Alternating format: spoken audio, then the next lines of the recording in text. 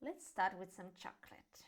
I prefer the ones that contain 85% of cocoa, way less sugar, and it works just great.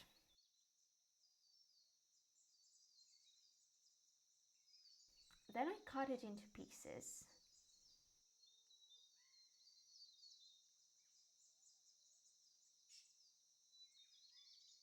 And I melt it on the pan.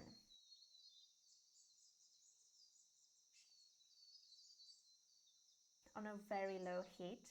It's a long process, but worth it. And very satisfying to watch too.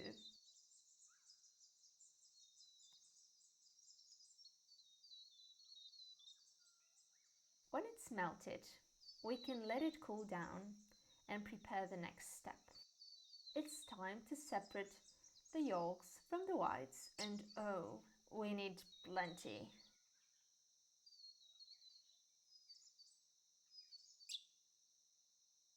Let me speed it up for you.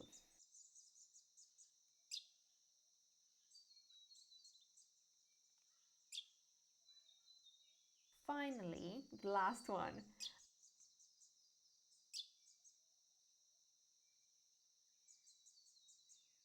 I'm clumsy, as you can clearly see, but if I could do it, you can do it too.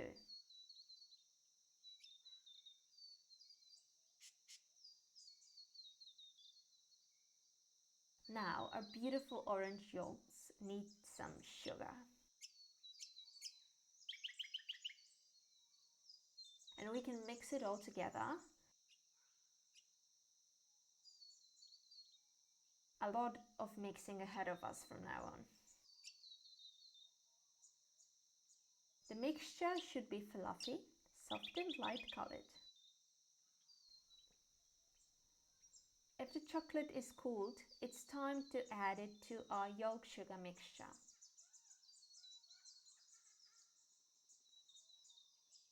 And mix it again until smooth and well combined. Last but not least, the cream. And now the real fun starts. It can be messy and the cream can be literally around the kitchen afterwards. So I would recommend getting a towel to cover the bowl a bit. It's not the ideal way to prevent the mess, but it helps. It takes around 7 to 10 minutes of mixing to get this texture. Be careful and don't make a butter out of it, as I did for the first time. The ice cream mixture is now ready to freeze. I have some jars and I simply put the mixture into them. It's very easy.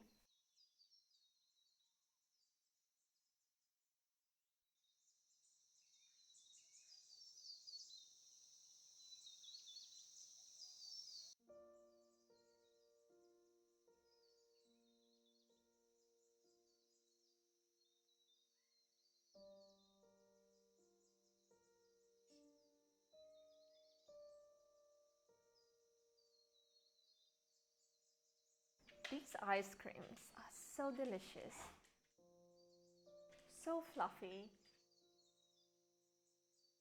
Seriously, the best ever. You can do it at home in like maybe 20-30 minutes. It's very easy. I love it. I hope you're gonna love that too.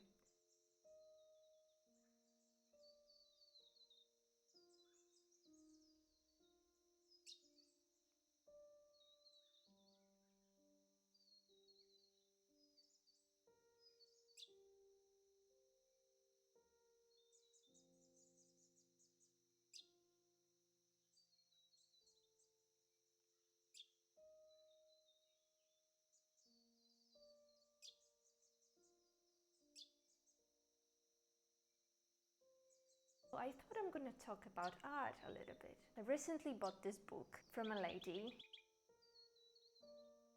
I opened it. There's this painting that I would like to talk about today. Michelangelo Buonarroti was one of the greatest and the most influential artist that ever lived, no question. He was so obsessed with creating, there was nothing else in his life.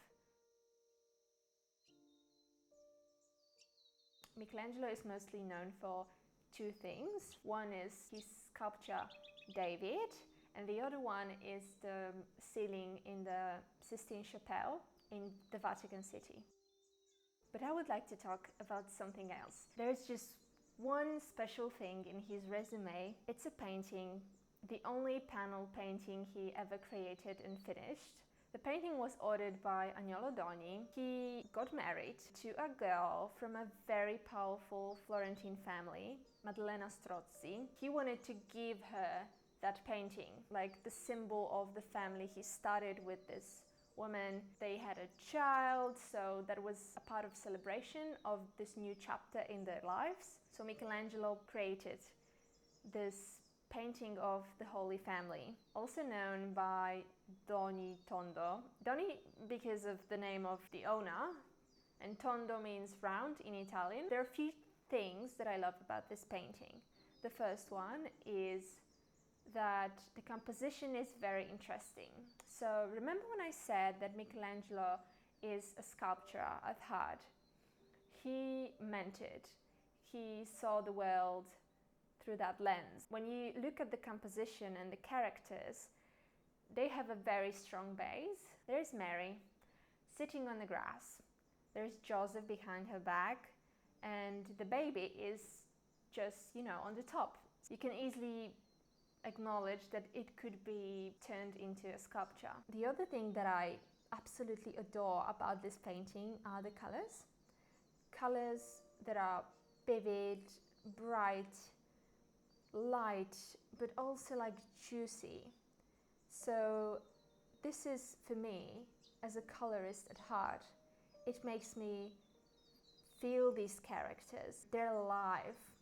I think this, and the other thing I would like to say, the structure of their bodies, the anatomical accuracy, that makes them alive even more.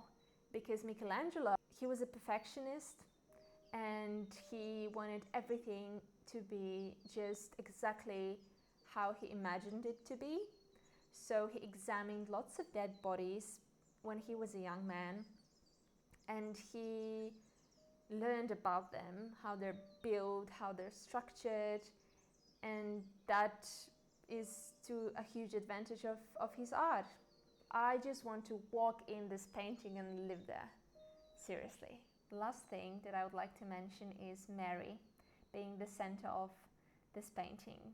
She sacrificed everything to have that baby, so I think she deserves it. There are lots of different interpretations of this painting, and I would like to see that painting not as a devotional object, but as a beautiful family picture, because you can look at them.